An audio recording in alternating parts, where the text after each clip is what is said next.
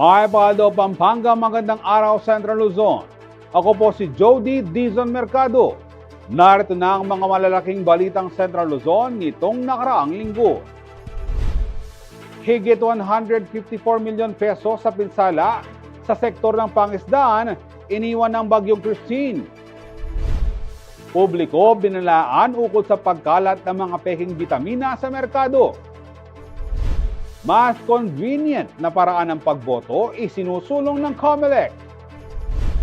BFP nagabala sa publiko ukol sa mga substandard na Christmas decor. At Giant Lantern Festival 2024 live na mapapanood sa CLTV 36. Umabot raw sa mahigit 100 milyong piso ang halaga ng pinsalang idinulot ng Bagyong Christine sa sektor ng pangisdaan sa buong Pampanga, kung saan tinatayang 80 hektarya ng aquaculture area sa Sasmuan ang nasira. Kabilang sa mga matinding naapektuhan ang isang mangisda na mahigit 4 na dekada nang umaasa sa pangisdaan para sa kanilang kabuhayan. Naritong report ni Lizen Morten. Halos 4 na dekada nang nangingisda sa katubigan ng Sasmuan, Pampanga ang mangingisda na si Ronnie Tamayo. At bagamat all year round ang kanyang pamamalakaya, di raw talaga maiiwasan ang pagdating ng mga kalamidad. Lalo na pagka bumabagyo, hindi kami nakakalaot. Minsan, mas maraming pahinga pagka malakas yung bagyo. Saka malalaki yung alon, hindi kami makalaot.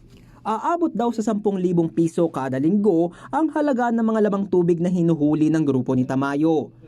Ngunit dahil humagupit ang Bagyong Christine sa Central Luzon itong mga nakaraang linggo, kasi halos 2 linggong hindi kami nakapalaot.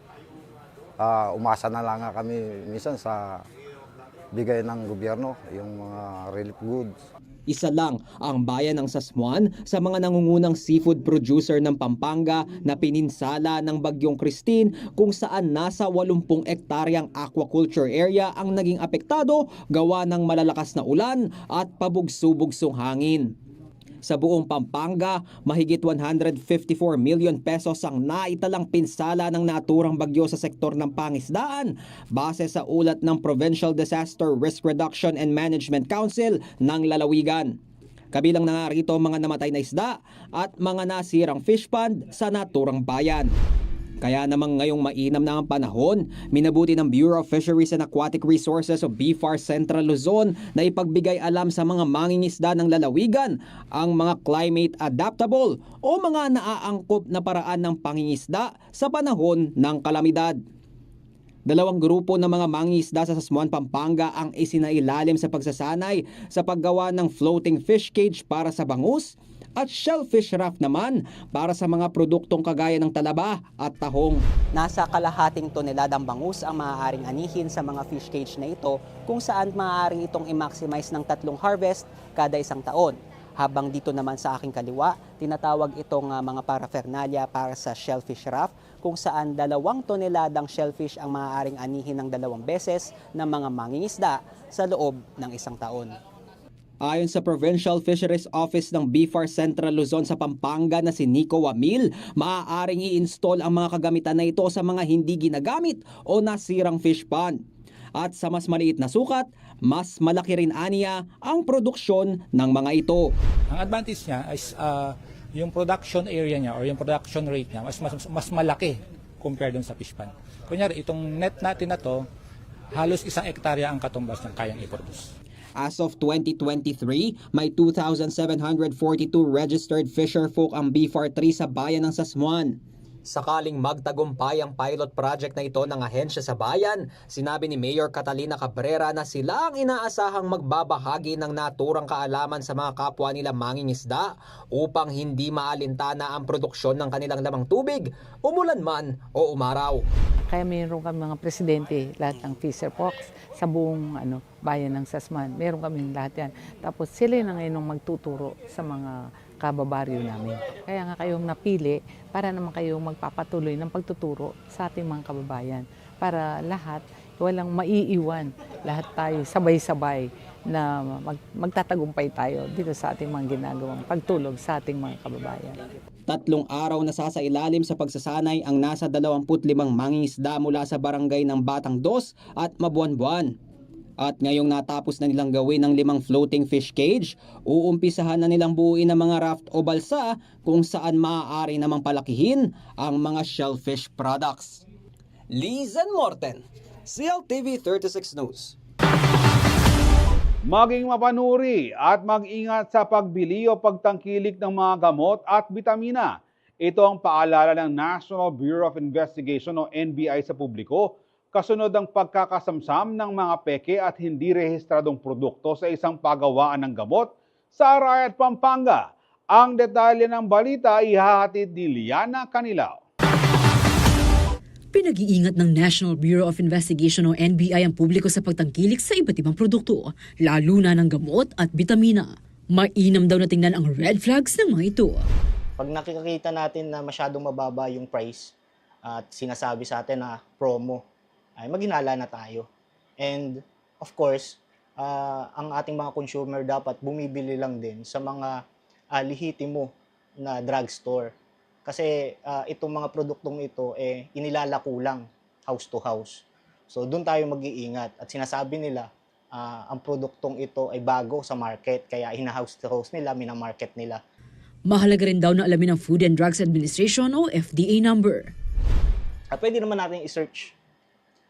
Meron tayong FDA portal actually. So searchable siya online kung magiging very cautious lang tayo. Especially yan pinapainom natin sa mga bata. Imbis na makaganda sa kalusugan nila, in the long run makakasama pa. Ito ay kaugnay na naibalitang kahon-kahong kidney vitamins na tumambad sa mga tauhan ng NBI Central Luzon nang kanilang iredang isang bahay sa Barangay Telapayong, Arayat, Pampanga. Ayon kay NBI Region 3 Senior Agent Don Cyril Bati, nagsimula ang pagmanman sa bahay na pagawaan ng gamot ng isang complainant ang nagsabing peke ang produkto mula rito. Unfortunately, hindi namin alam na dahilan, hindi na nag-pursue yung complainant. Pero alam namin na continuous yung manufacturing ng unregistered na vitamin C, syrup. So, naghanap kami ng way para magkaroon ng contact na mayroong alam regarding dun sa illegal na manufacturing ng gamot. So, nung nakakuha kami ng informant, nakakuha kami ng sample product, and then itong sample product na to sinubmit namin sa FDA for product verification. No? At nang mapag-alamang hindi nakarehistro ang produkto na may brand name na Nutrivit-C sa FDA, agad nang kumuha ng search warrant ang NBI. Nag-positive naman, nakakuha kami ng mga sample na gamot or vitamin C syrup, no, na finished product na. And actually, we also seized mga raw materials ng product nito. And based din sa information na na-receive namin, hinahalo lang ito, minimix yung produkto using washing machine. Kasama pa sa mga kagamitan at raw ingredients na nakuha mula sa pag-awaan ay ang asukal, food color at flavor. Ayon pa kay Bati, nasa humigit kumulang 20 taon nang nag-ooperate ito. Hindi rin daw sa lalawigan dinidistribute ang nasabing mga bitamina. According din sa source natin, ang sabi nila nakakarating ito sa Visayas, sa mga probinsya ng Visayas and Mindanao. Samantala, sinampahan na ng kasong paglabag sa Republic Act No. 9711 o Food and Drug Administration Act of 2009 ang may-ari nito. Liana Canilao, CLTV 36 News. Nasabat ng Port of Clark ang 729,000 pesos na halaga ng high-grade marijuana o kush na idineklara bilang mga damit. October 11 nang dumating sa bansa ang shipment na idineklarang naglalaman ng 2 piraso ng garments. Ngunit sa isinagawang X-ray inspection ng Bureau of Customs Port of Clark o BOC Clark, napansin nila ang kahina-hinalang mga imahe matapos ang inspeksyon ng K9 unit. Dito na nadiskubre ang presensya ng illegal substances. Natukusan din ng mga otoridad ang isang pouch na naglalaman ng dried leaves and fruiting tops ng hinihinalang kush. Kumpirmadong marijuana ang substance na nakuha batay sa pagsusuri ng Philippine Drug Enforcement Agency o PDEA na ipinagbabawal sa ilalim ng RA 9165 o Comprehensive Dangerous Drugs Act of 2002. Agad namang pinatawan ng warrant of seizure and detention ang naturang bagahe dahil sa paglabag nito sa RA 10863 na mas kilala bilang Customs Modernization and Tariff Act o CMTA. Manatiling nakatutok para sa iba pang mga balita nitong nakaraang linggo. Nagbabalik ang CLTV 36 News at sa iba pang mga balita. Dahil papalapit na ang holiday season, isa-isa na nga ring isinasabit sa bawat tahanan ng mga palamuti at iba pang Christmas decorations. Kaugnay nito, nagbigay ng paalala ang Pampanga Provincial Bureau of Fire Protection o BFP tungkol sa kaligtasan sa paggamit ng mga parol, festive lights at iba pang pailaw. Ang detalye sa report ni Liana Canilaw. Pagkatapos ng spooky decorations, isa-isa nang isinasabit sa bawat tahanan ang mga palamuting pampasko. Dito sa siyudad San Fernando, Pampanga, all year round ang bentahan ng nagagandahan at kumukutitap na parol at iba pang pailaw. Ngunit sa pagbili ng Christmas decors kagaya ng festive lights, mayroong paalala ang Pampanga Provincial Bureau of Fire Protection o BFP. Papayo po namin dyan, ma'am, ay yung bumili po sila ng mga tinatawag natin na may mga marka ng BPS o yung Bureau of Philippine Standards ng DTI para maiwasan po yung, minsan po, nakita ko po yung statistics po natin during this time po, this year, ang pinaka most common cause po ng sunog po natin ay electrical ignition due to overloading, due to yung loose connection, at iba po pong mga sanhi na galing po sa electrical. So, might as well i-advise po natin na sana po yung mga legit na mga produkto po sana ang bilhin po ng ating mga kababayan po. Batay sa datos ng BFP Pampanga as of November 5, 2024, nasa 237 na mga naitalang fire incidents sa lalawigan. 169 dito ang structural fire, 43 non-structural at 25 vehicular. Bukod sa electrical, kasama rin sa mga nangungunang sanhi ng sunog ay ang open flame at overheated home appliances. Ay yung dagdagan po ang ating pag-iingat sa ating mga kabahayan at sana po yung maging lagi po tayong makipag-coordinate sa ating mga local fire station, sa ating local DRRMC, kung ano man po yung mga kailangan nila with regard po sa emergencies at disaster at sa sunog lalo na tumawag lamang po sila sa ating mga bumbero at sa BFP po. At ang pinaka-importanting paalala sa publiko, po natin na bago po tayo mag-cellphone, mag-live po ng sunog, siguraduhin po natin po muna na nakatawag po sa ating bumbero po. Liana Canilaw, CLTV 36 News.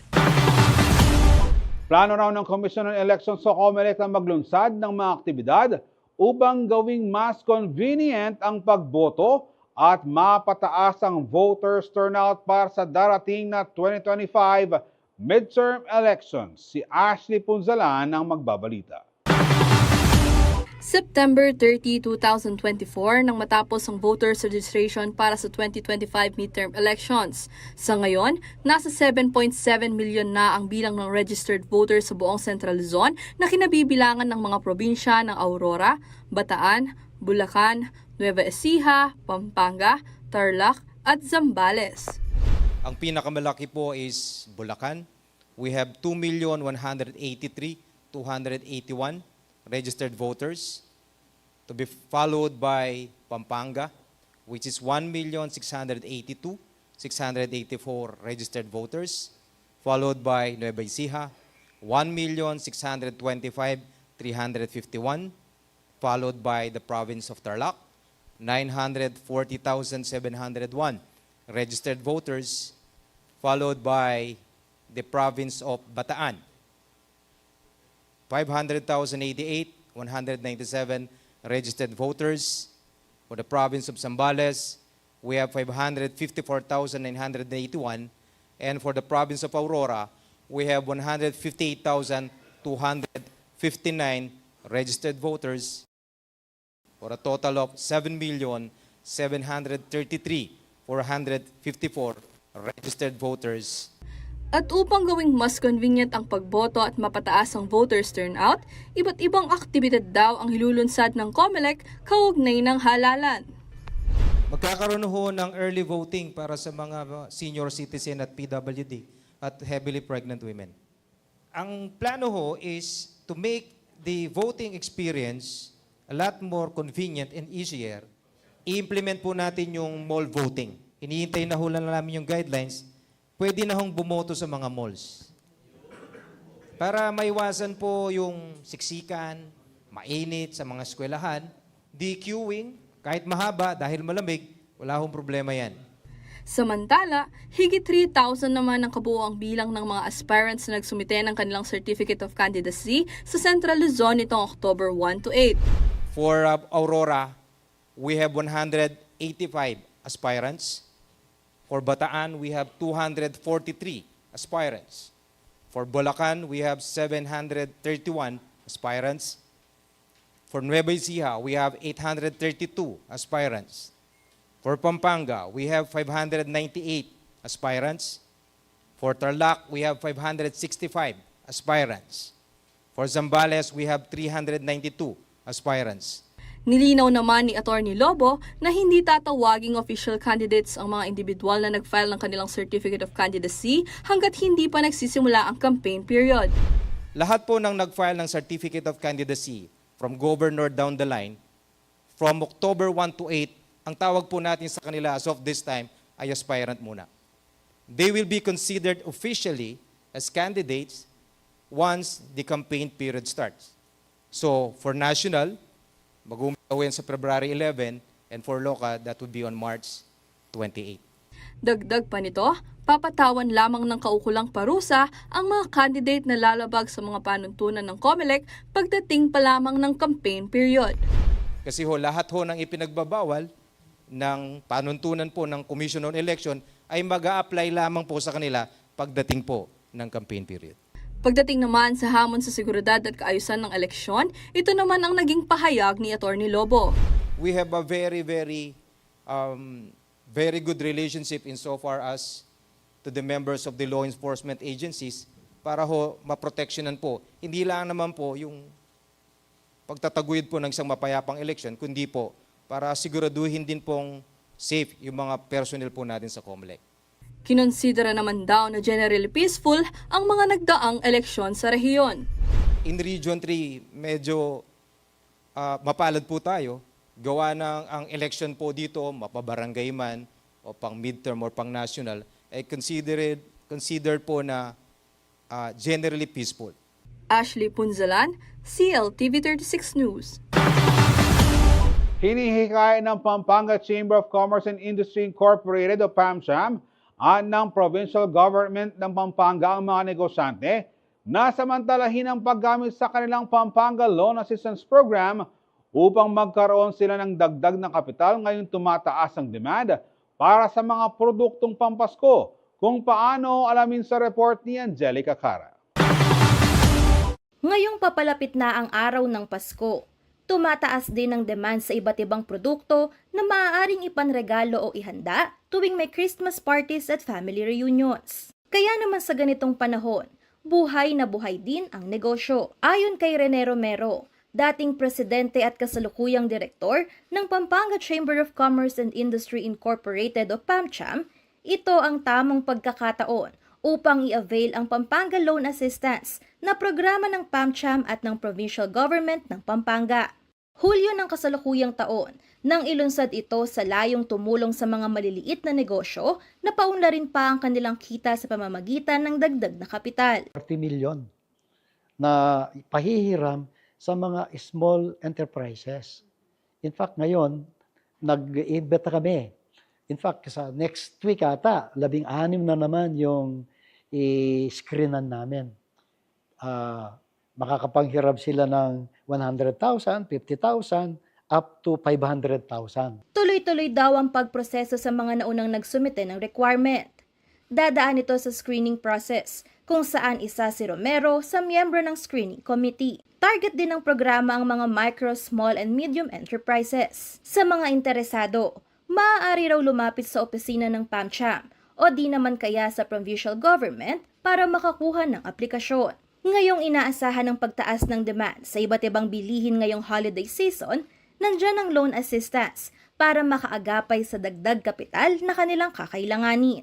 Lalo na ngayong Pasko, kailangan nila ng malaking stock, malaking inventory. Baka kailangan nilang additional capital for a short period. Ito, for 2 months, hindi mo babayaran muna.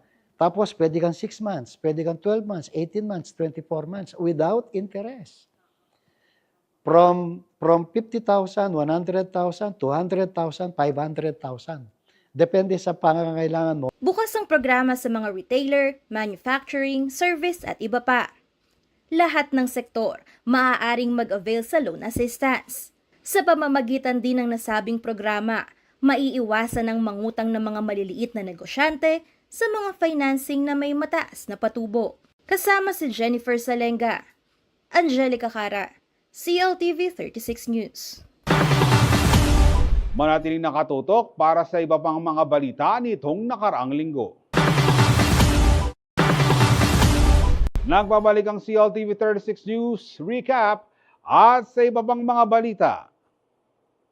Banwang 2017 na niyang miratagyaing Kapampangan antimong opisyal a mano ning Ciudad Angeles, kahamilatan na ning Ordinance Number 424 at banglakwas siya pang pasiknangan ning implementasyon na niti.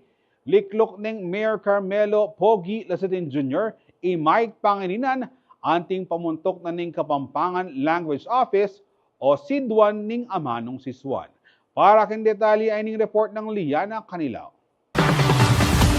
2017 inyang mika-ordinansa yung lokal kapanibalan ng Ciudad Angeles ang magtataging Kapampangan bilang karelang opisyal na salita.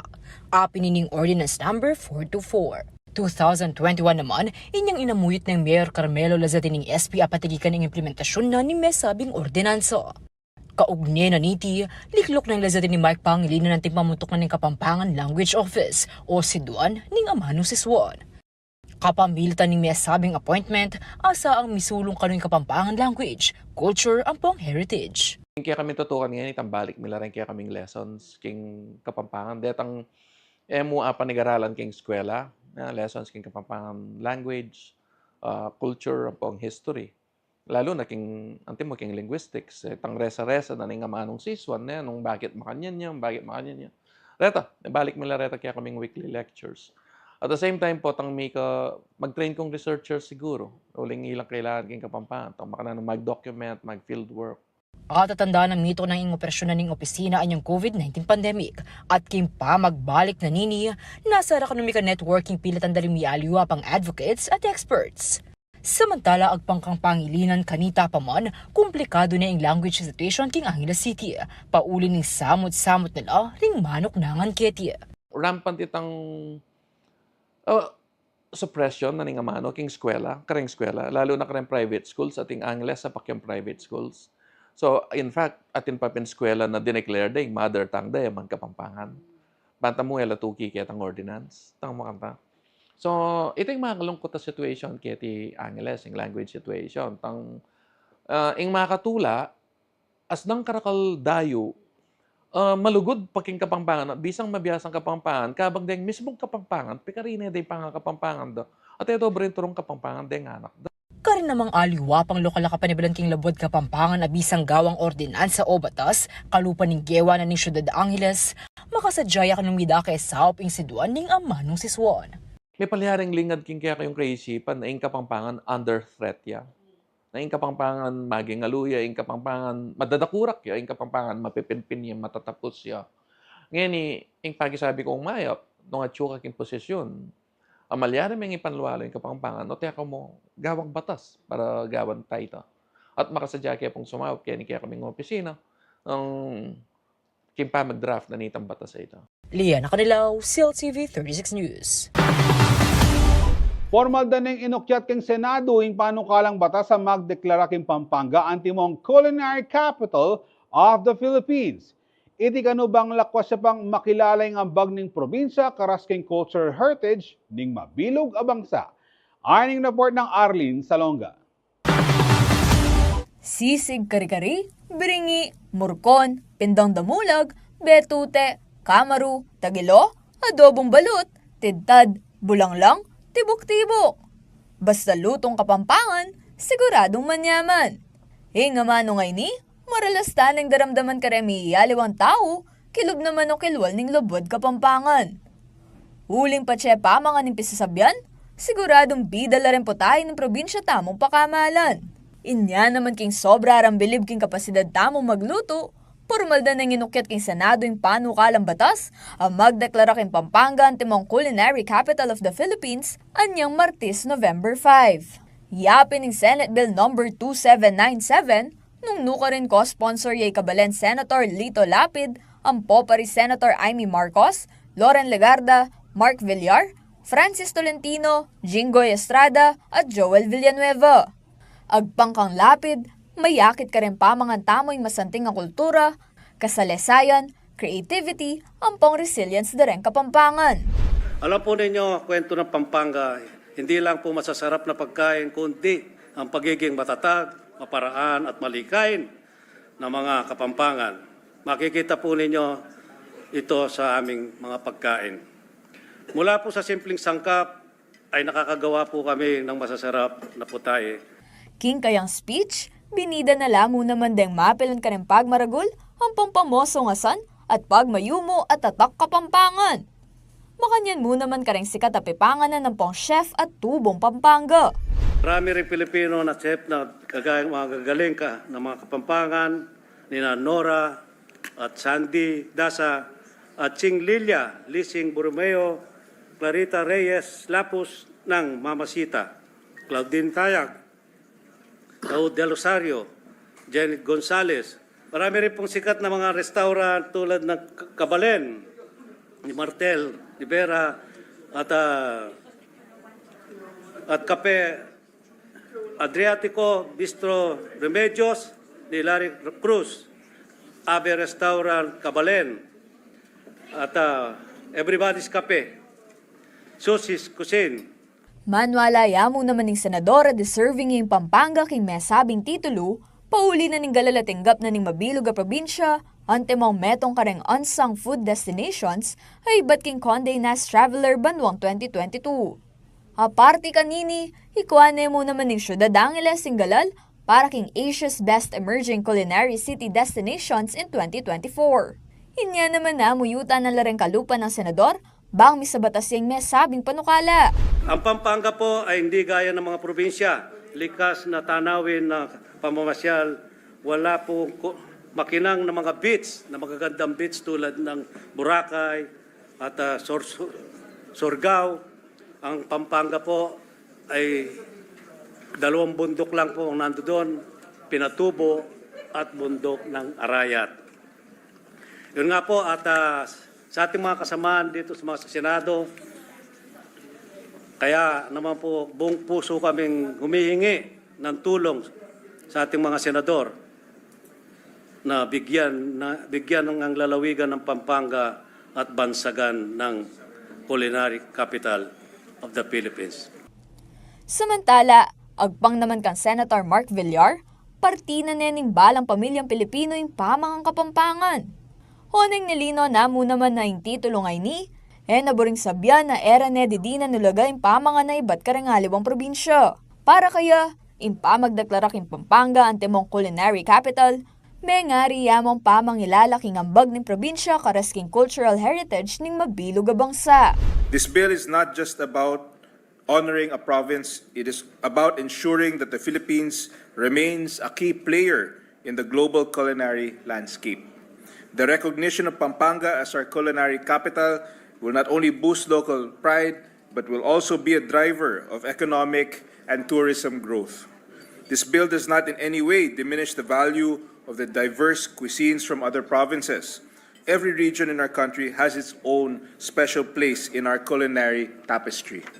Kalupa ng Lapid, panagkat na mo namang Villar kareng kayabed aking Senado, as suportan ding panukala uling aliwa mo ring memalen ng Pampanga'y makinabang, nuneng mabilog a bangsa. What makes Pampanga unique is not only the delicious flavors of its cuisine, but also the centuries-old culinary traditions that have been passed down from generation. By officially recognizing Pampanga as the culinary capital of the Philippines, we are celebrating our culinary heritage, investing in tourism, and securing a legacy that future generations of Filipinos can be proud of. Kasama si Karen Maurilio, Arlene Salonga, CLTV 36 News. Opisyal na ng migpakilala ring mga timya sa dalaga ang miligligan para King Mutsaning Kapampangan 2024 King Mera Patasashing Ceremony inyang Miyerkules November 6. Emo pisikal alegwan ing pepakit daking aktibidad nune pati ing karelang kabyasnan king pamamakibat karing kutang dikel karing miyayaliwang pisabyan. Aning report ng Liana Canilao. Aduang pulot aduang mga timyas adalaga. Ila rin miligligan para king Pia Kamalagong Bengi king probinsyang Pampanga ing Mutsaning Kapampangan 2024. Opisyal na lang miyarap at may pakilala rin ni kasabihan ng sashing ceremony king Kingsborough International Convention Center Ciudad San Fernando, Miyerkules, November 6.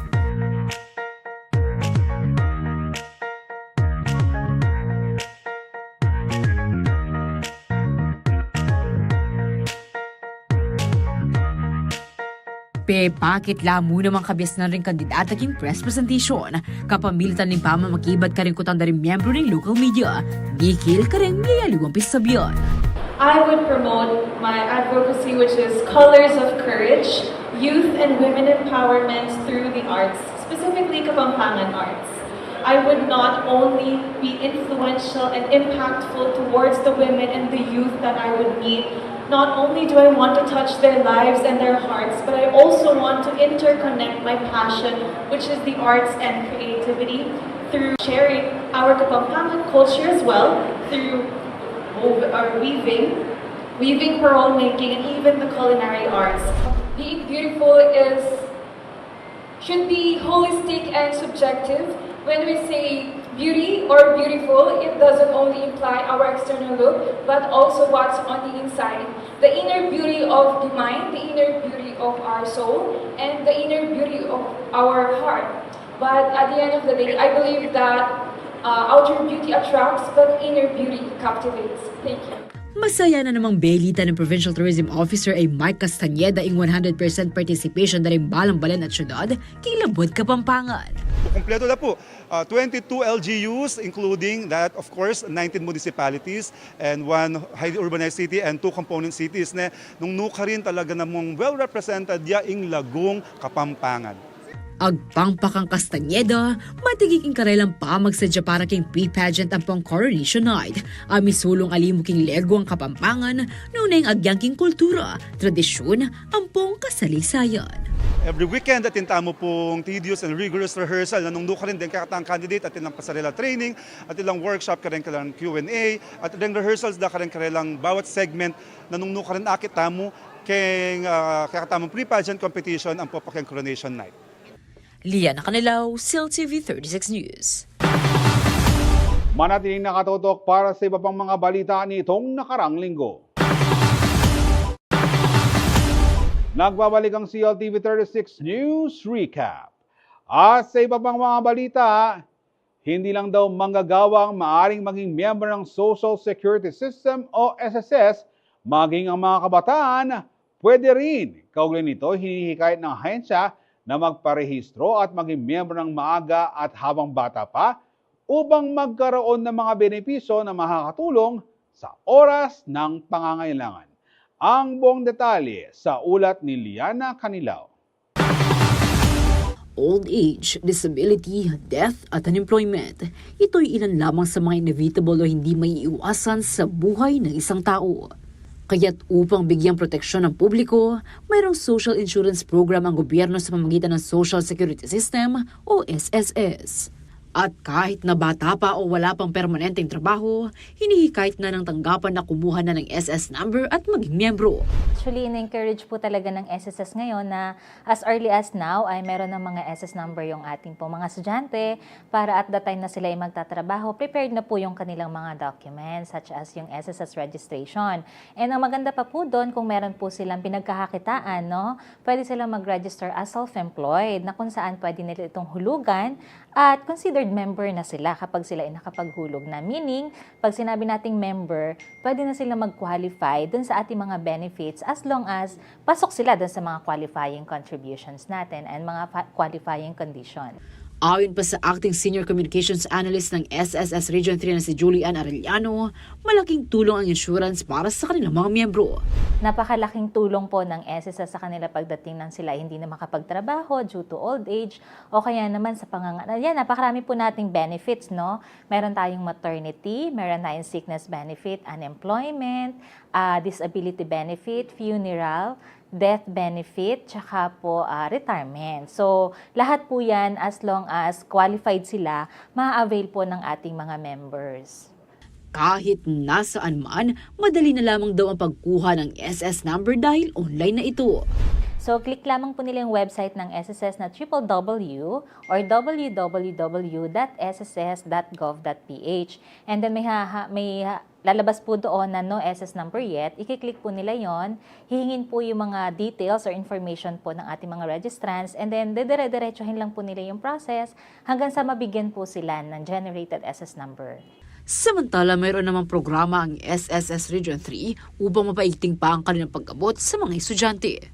Kasama na rito ang e-wheels, kung saan nagtutungo ang SSS branches sa iba't ibang lugar, lalo na sa mga malalayo. Ayan, para sa lahat po ng mga kabataan natin ngayon, ini-encourage po namin kayo na as early as now, ay kumuha na po kayo ng SS number. At doon po sa mga schools no, na gusto pong magpa-assist sa pagkukuha po ng SS number ng kanilang mga students, gawa lamang po kayo ng letter na naka-address po kung saan po under ng jurisdiction ng branch po yung inyong school para mabigyan po nila kayo ng pansin. Liana Canilaw, CLTV 36 News. Magiging maganda raw ang lagay ng ekonomiya sa susunod na taon dahil sa mataas na purchasing power ng mga mamimili. Kaya't hinikayat ng PAMCHAM ang mga negosyante na maghanda at gumamit ng makabagong teknolohiya upang maging mas episyente ang kanilang proseso sa pagninegosyo. Narito ang report ni Jennifer Salenga. Christmas is just around the corner at karamihan naghihintay na ng kanilang Christmas bonus na tiyak na ilalaan upang makapamili ng panregalo at panggastos sa Pasko. Isa ito sa pinakahihintay na season ng marami, lalo na ng mga negosyante. In a way, I would say bullish ang mga negosyante this coming Christmas season.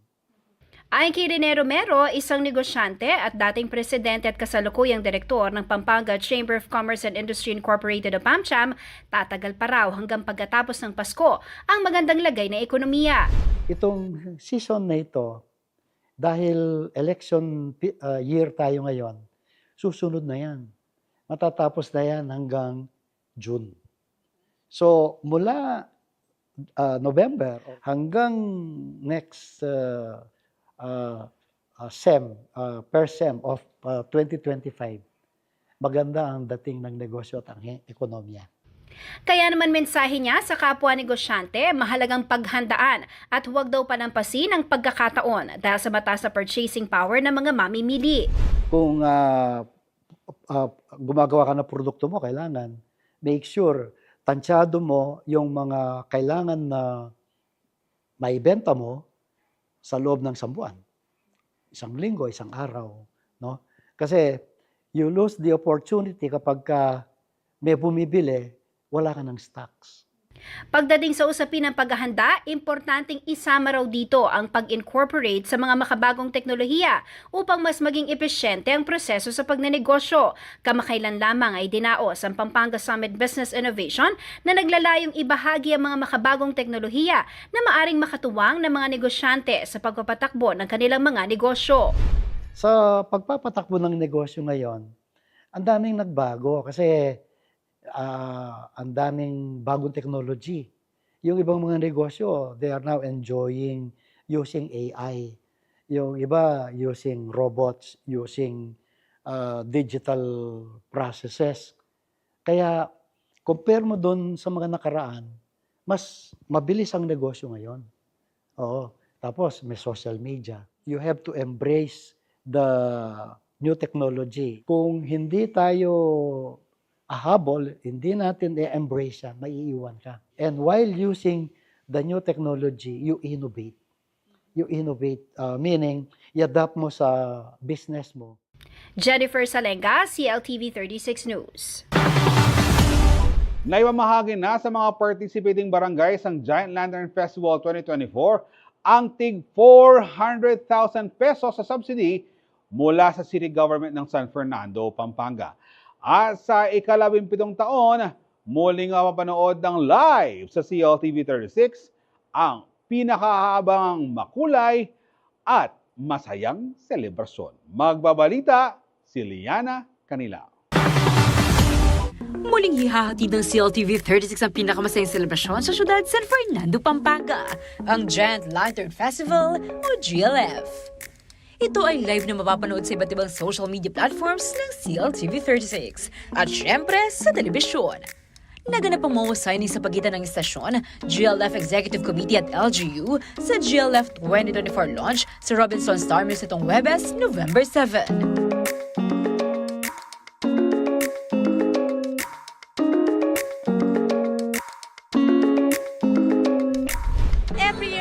Laging special. Pagdating ng Christmas talaga, laging special yan dahil yan ang lahat ng inaantay ng mga tao. Kasabay nito ang distribusyon ng tig 400,000 na subsidy sa 10 participating barangay: Bulaon, Calulut, Del Pilar, Dolores, San Jose, San Juan, San Nicolas, Santa Lucia, Santo Niño at De La Bastagan.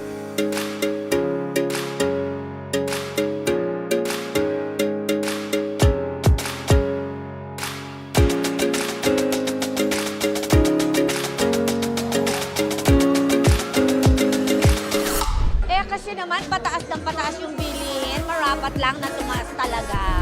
Ngayon, pinayagan po natin sila gumamit ng LED bulbs and other lightings na nakakaganda po sa parol. And nasabi mo nga, ngayon is 400,000 ang subsidy. Except that, mayroon pa rin naman mga sponsors like Firefly. Nagbigay po sila ng mga LED bulbs, 1,000 bawat parol po. Samantala, pinailawan na rin ang giant Christmas tree sa nasabing mall na may sukat na 35 feet. Ito ay maaari ng pasyalan ng mga kabalen at iba pang mall goers.